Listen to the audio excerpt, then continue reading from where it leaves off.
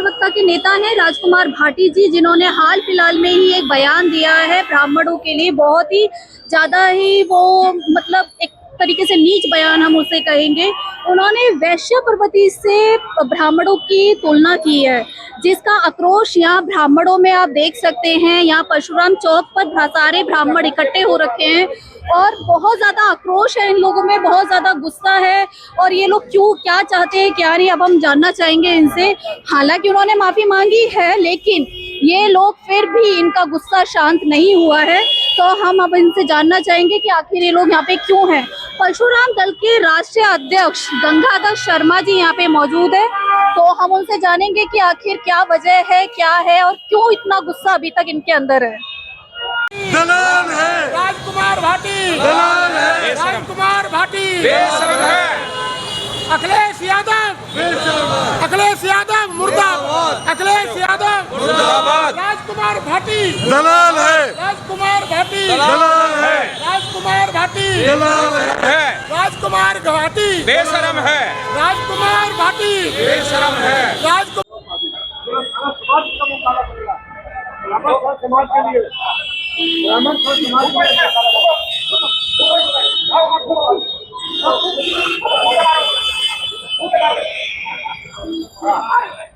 राजकुमार भाटी को जूते मारो, राजकुमार भाटी को जूते मारो, राजकुमार भाटी को जूते मारे, राजकुमार भाटी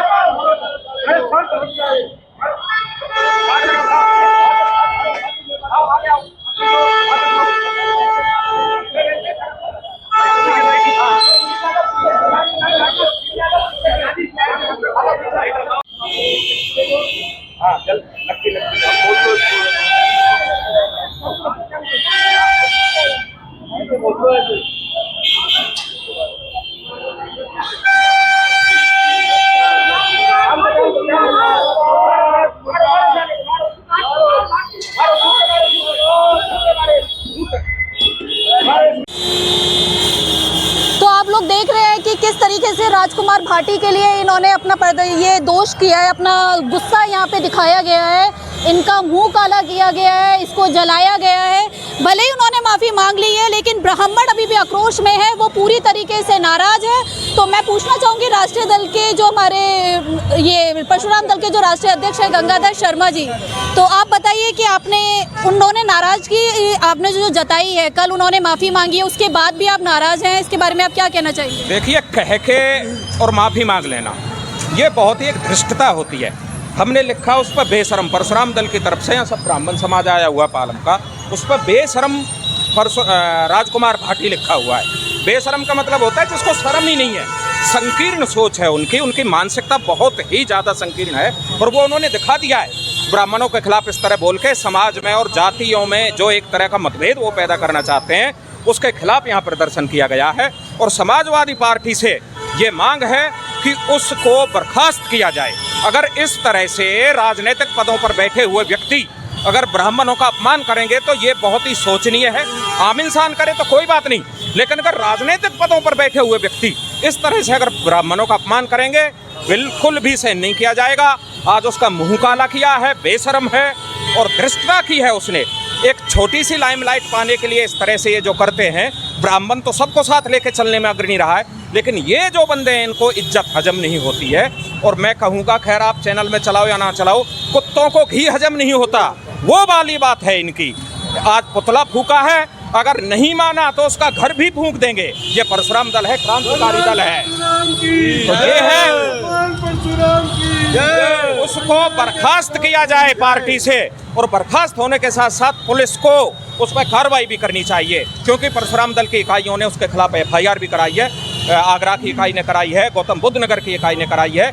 इसलिए अब यहाँ परशुराम दल की ये मांग है कि उसको बर्खास्त करके और कानूनी कार्रवाई की जाए। अगर प्रशासन नहीं सुनता है और नहीं बर्खास्त करता है तो उसके बाद आप क्या करेंगे? अगर नहीं प्रशासन इसकी सुनवाई करेगा, लगातार विरोध प्रदर्शन जारी रहेंगे। और अगर प्रशासन फिर भी, प्रशासन नहीं है, पार्टी से दरखास्त है, पार्टी को एक ये इंटीमेशन है समाजवादी पार्टी को कि इस तरह के लोगों को आप क्यों रखते हो जो समाज में बंटवारा करते हैं और बांटने का काम करते हैं। उनको ये मैसेज है अगर वो नहीं माने तो उनके कार्यालय पर जाकर लखनऊ धरना दिया जाएगा, प्रदर्शन किया जाएगा। ये हमारे दिल्ली प्रदेश के परशुराम दल के प्रधान जी हैं, तो इनके भी विचार आप।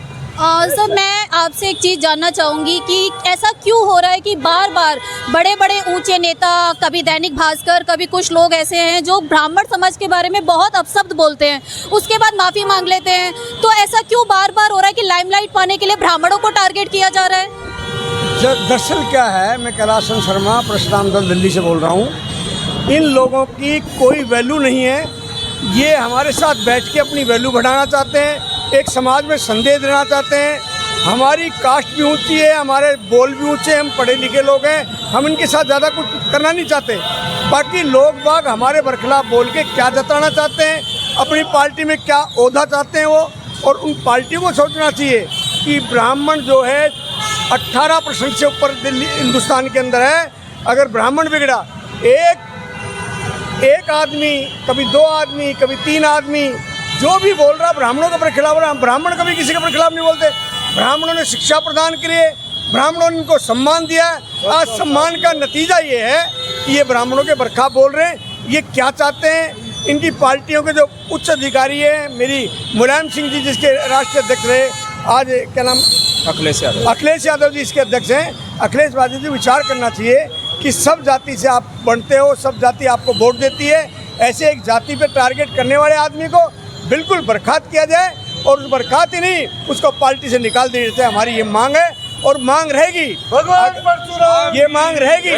अगर इन्होंने ऐसा नहीं किया, बाकायदे दिल्ली में प्रदर्शन होंगे। आज यहाँ परशुराम चौक से, पालम से संदेश दिया है, और पूरी दिल्ली के अंदर जगह जगह चौकों पे, चौराहों पे ये प्रदर्शन होंगे। और हम जल्दी अपने क्षेत्र के अंदर, ब्राह्मण बहुमूल्य क्षेत्र है, इसके अंदर 500-400 ब्राह्मण इकट्ठे करके पूरी दिल्ली के चारों तरफ फैलेंगे, और इसको ऐसा नतीजा देंगे जो भविष्य में कोई और हमारे ब्राह्मणों के खिलाफ नहीं बोल सके। आज परशुराम दल के माध्यम से, परशुराम दल के बैनर तले हम ये कहना चाहते हैं, राष्ट्रीय अध्यक्ष हमारे बीच में आए कि पूरा ब्राह्मण प्रालम का एक हो गया है, और 200-400 आदमी संडे को मीटिंग बुला के पूरी दिल्ली के अंदर इसको संदेश को लेके जाएंगे, और इसको मुंह की खानी पड़ेगी ताकि भविष्य में कोई ब्राह्मणों के खिलाफ बोल ना सके। हमारी यही विनती है, और राष्ट्रीय पार्टी से विनती है कि फौरन इसको निकाला जाए। एक बात आपसे जानना चाहूँगी सर कि क्यों ऐसा हो रहा है कि ब्राह्मणों में एकता नहीं है? क्योंकि आज आप देखिए ब्राह्मणों में एकता क्यों खत्म हो जा रही है? क्या आपको नहीं लगता है कि ये लोग उसी चीज़ का फ़ायदा उठा के ब्राह्मणों को टारगेट कर रहे हैं, क्योंकि ब्राह्मणों में एकता नहीं बन पा रही है? मैडम ऐसा है, जो ब्राह्मण है ना, ब्राह्मण सभी एक हैं, पर ब्राह्मण शक्तिवान हैं, बुद्धिमान हैं, जो कमज़ोर हैं वो सब एक हो जाते हैं। परंतु ब्राह्मण बुद्धिमान हैं, अकलमंद है, धन से भी, तन से भी और मन से भी, इसलिए सभी बाहुबली हैं।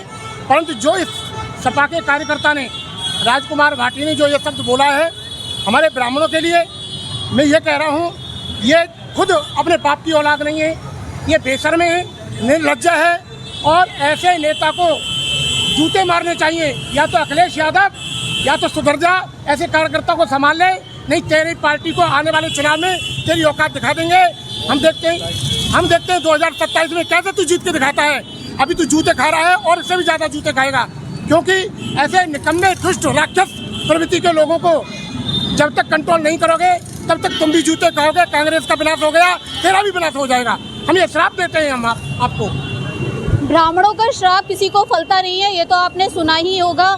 तो अभी आक्रोश रुकने वाला नहीं है। अगर उसको बर्खास्त नहीं किया गया राजकुमार भाटी जी को, तो पूरा ब्राह्मण समाज इस आक्रोश को पूरा जारी रखेगा, और जब तक उनकी सुनवाई नहीं की जाएगी तो देखते हैं आगे क्या होता है। और आप देख रहे हैं कि पूरा युवा यहाँ पे खड़ा है, ये युवा भी इसका पूरा इनको साथ दे रहा है कि भाई इसको बर्खास्त करना चाहिए।